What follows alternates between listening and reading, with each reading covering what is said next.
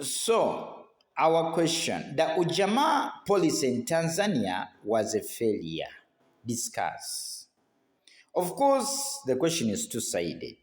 So we are saying UJAMA refers to the spirit of brotherhood or a form of African socialism, and it was initiated by Julius Nyerere after the Arusha Declaration of 1967 with the aim of creating self-reliance and unity in Tanzania. So we are realizing, Julius realized that through capitalism, the rich were exploiting the poor. So for him, he brought UJAMA policy.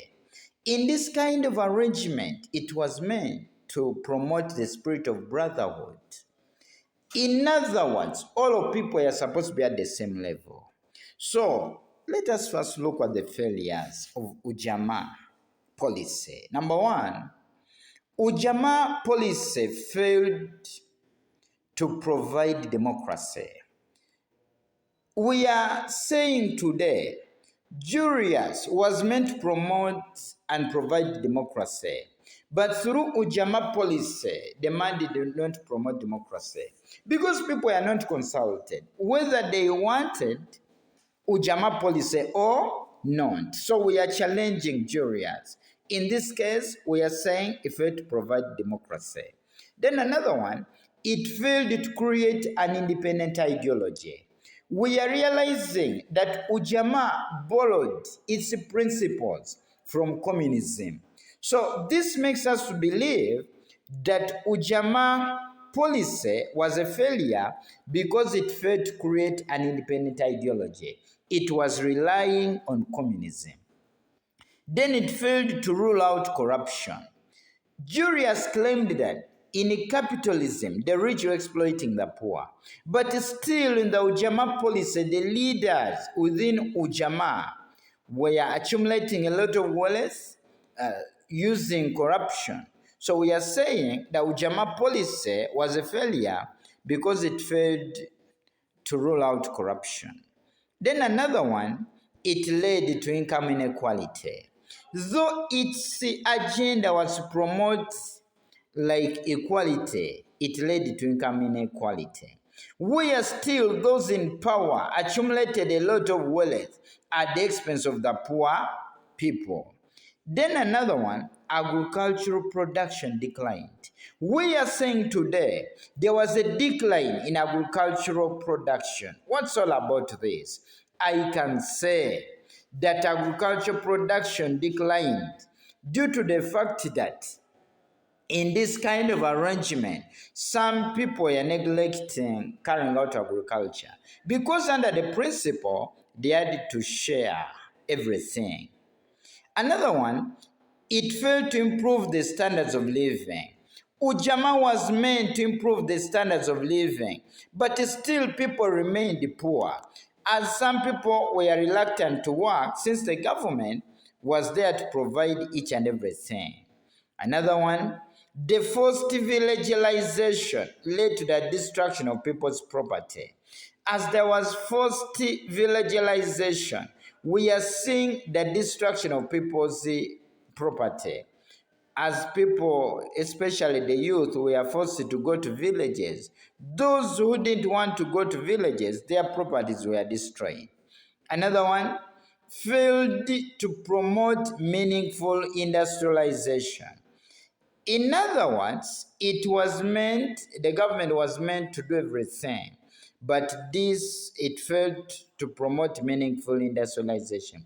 Where many industries were put up, but these were not productive because they were low-scale industries, and still Tanzania did not develop.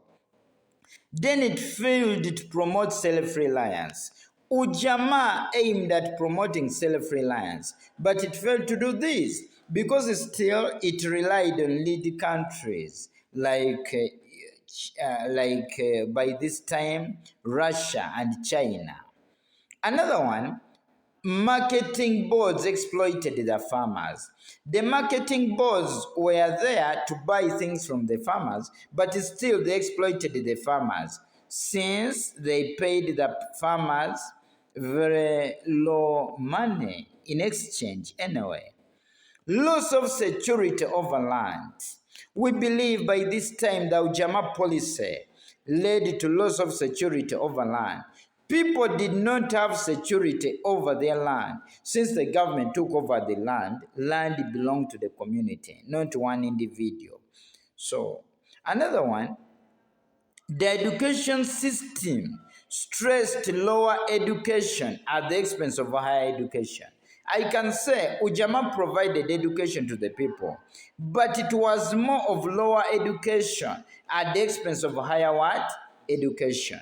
This makes us to criticize the diplomats like Julius of UJAMA policy. Then it failed to stop neo-colonialism. Neo-colonialism means this is colonialism after independence. You got your independence, but you're still being controlled by the foreigners. We are seeing communist countries like Russia, China continued to control Tanzania. It made Nyerere to become a dictator because by this time Nyerere did not consult the masses. So we are saying UJAMA policy was a what? A failure. So in this kind of arrangement, we are saying UJAMA policy was a failure. Then let us look at the achievements of UJAMA. However much it failed, but it tried to do what? To achieve. Number one, it created national unity. I can say the UJAMA policy created national unity, where in this kind of arrangement, the national unity was created. Where we believe national unity meant in this kind of arrangement that people are united together for a common goal. They looked at Tanzania as one, and this we are glorifying UJAMA. Another one, land was redistributed. In this kind of arrangement, those that were having big pieces of land had to lose some of their land and it was given to the poor people. Because land by this time belonged to the community, this was an achievement. Then national language was developed.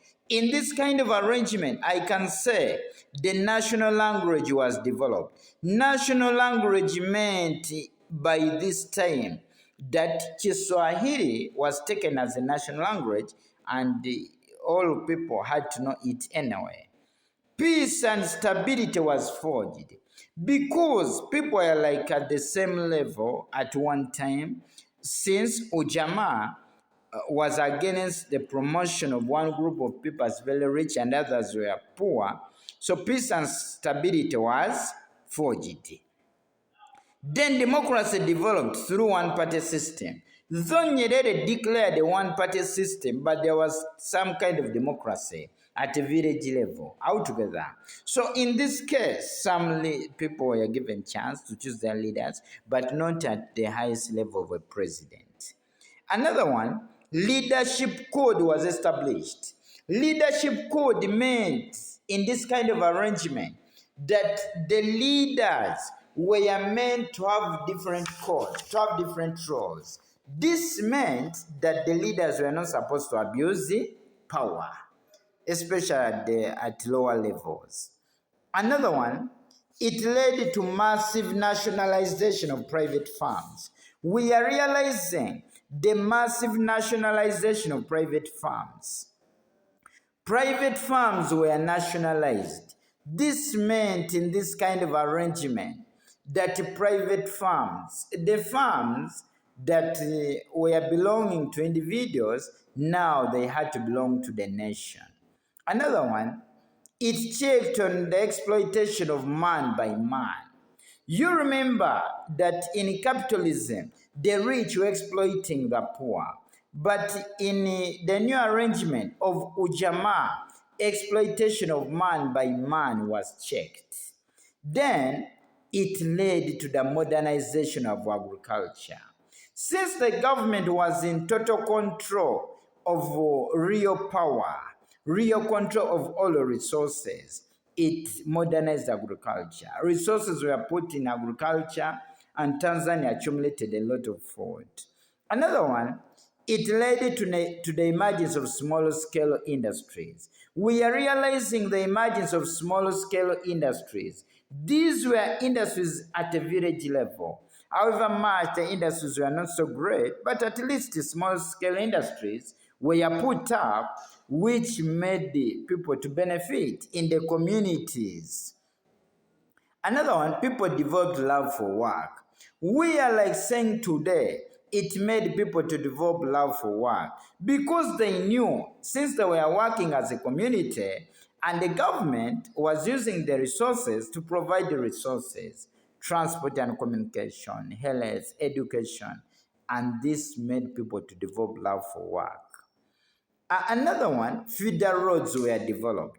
We believe by this time that feeder roads were developed. Since they were carrying out great farming, the roads were developed since the government aimed at helping the farmers to make their produce to move from one level to another level.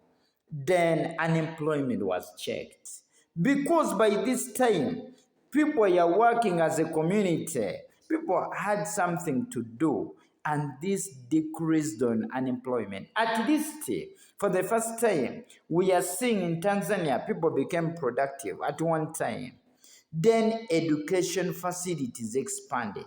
We believe by this time that education facilities expanded. Education facilities meant that people were given education. Though it was at a lower level, but at least they had to celebrate life.